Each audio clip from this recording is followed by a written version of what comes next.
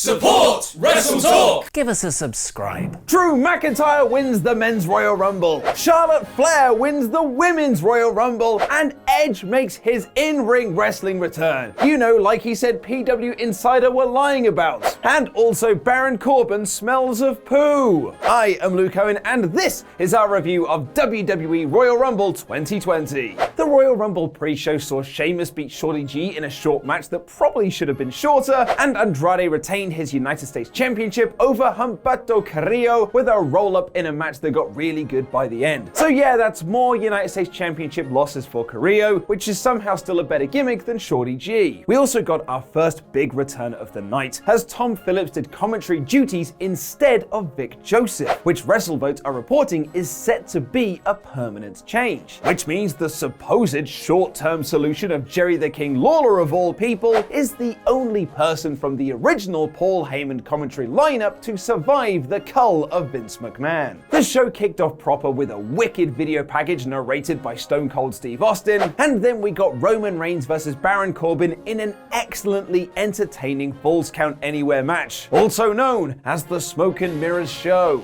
Many of us speculated that because both men were also in the Royal Rumble, Corbin would beat Reigns here and beat him so bad he would struggle into the Rumble match itself so he can overcome all of those odds and win. But instead this was played like the blow-off to their months-long feud, which has mostly been based around dog food. It also featured this godforsaken nightmare fuel that will haunt your dreams forevermore. There was lots of crowd brawling, choke slams through tables, Samoan drops through tables, a brawl around Neil's workbox, who the hell is Neil and what's in his workbox, and we got interference from the mid-card of Evil and the Usos, all of which added to the wonderful fun and drama. But nothing in this match could have topped the bizarre visual of Roman Reigns throwing Baron Corbin into a porta potty, which was on wheels for some reason, and tipping it over.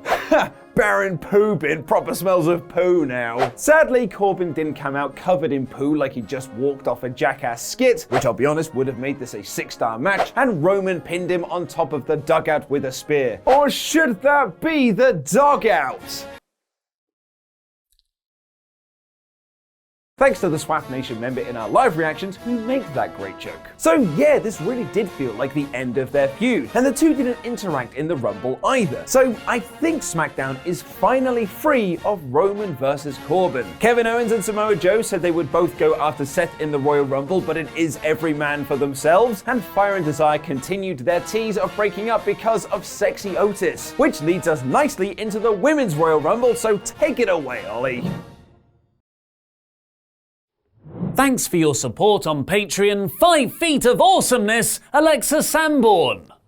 Move aside, Drew McIntyre eliminating Brock Lesnar. You've been topped, Baron Corbin in a Portaloo. Because the real best moment happened in the Women's Rumble match, where Mandy Rose used Otis's sexy, beefy body to avoid being eliminated. I'm surprised she stayed on him. His torso looks so oily. But before that all-time great escapist spot happened, Alexa Bliss and Bianca Belair opened the match to start off the first half of the story, managing to stay in to be the only two left by the number 16 entrant. They actually had their own mini Final 2 angle, where they both tensely fought on the apron before Belair brilliantly rolled back while Alexa had hold of her braid, sending Bliss into the ring apron and onto the floor. The first half also had a nostalgic, if slightly sloppy, showing from Molly Holly, Mercedes Martinez debuting on the main roster, a Liv Morgan-Lana brawl that made Liv look lame once again, the return of Tamina, as well as that excellent Mandy Otis spot. It's the greatest Royal Rumble escape ever. Unfortunately, the second half was the story of WWE's entire women's division from the last few years. Charlotte Flair wins,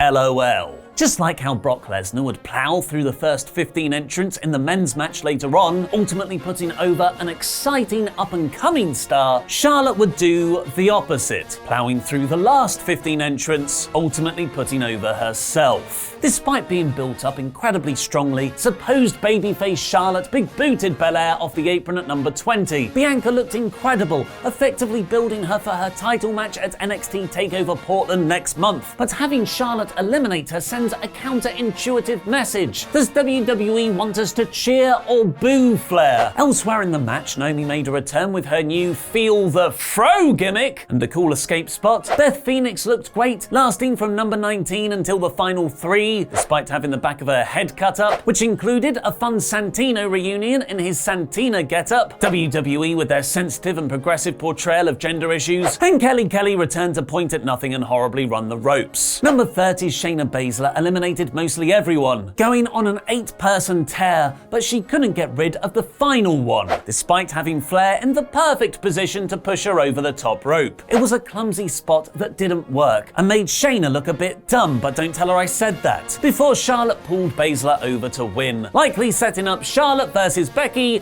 for the 192nd time at WrestleMania. It's pirate themed. This was a very good match, and NXT actually came off looking great, with Belair dominating the first half, Baszler running wild near the end, and NXT commentator Beth Phoenix lasting until the final 3. But the finish and eventual winner were both bad, and Sasha Banks was notable by her absence. Bayley versus Lacey Evans could never follow the fun and excitement of the preceding match, so it seemed like they never really tried, wrestling a match more suited to a throwaway episode of SmackDown. Lacey's daughter was focused on at ringside, but she never really played into anything, letting Bayley lamely win with a roll-up while grabbing the tights. It took The Fiend and Daniel Bryan just a few minutes to get the crowd hooked again, with a return arguably greater than Edge's. Normal lighting to The Fiend matches. The Fiend and Daniel Bryan got their strap on, tethered together like Lady and the Tramp by a strap cruelly made of leather. I call fickle on your eco credentials, Bryan. The match took a while to get going, but it ended up being the best Fiend bout so far, with a really good end sequence of no-cells, mandible claws counted into triangles, and some brutal strap shots. Fiend won in the end with a mandible claw slam as Bryan was helped out by the referees. Back over to you, Luke.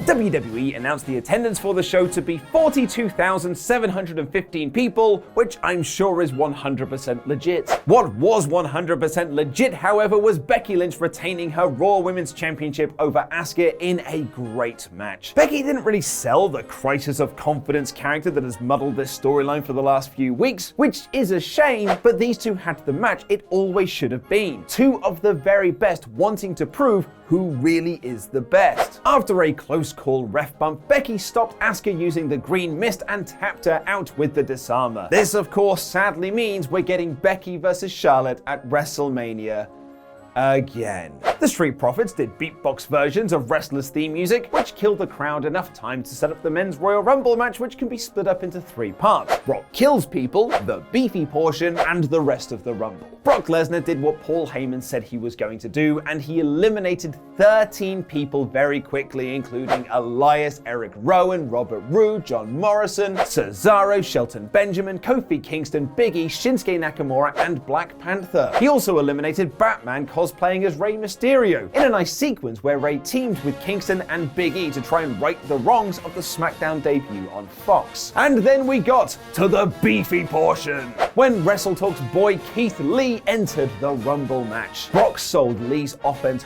brilliantly and made him look like a total star and super badass. Made only better when he also went toe-to-toe with Braun Strowman. Brock eliminated both of them, which was a bit of a shame, but like the Women's Rumble earlier in the night with Bianca Belair, WWE did a really good job of making Keith Lee look like a credible main roster main eventer. They just need to capitalize on this now on the main roster and not let him run cold like they did after Survivor Series. Big brave boy Ricochet aided Drew McIntyre by using Brock Lesnar's kryptonite, a swift kick to the dick, so Drew could Claymore Lesnar over the top rope. Holy S-word, Drew McIntyre eliminated Brock Lesnar from the Royal Rumble. We've come a long way since 3MB. It became a standard Rumble for the next few entries until we got the in-ring return of the Rated R Superstar Edge, who is now back in the ring full-time after tragically retiring in 2011. This was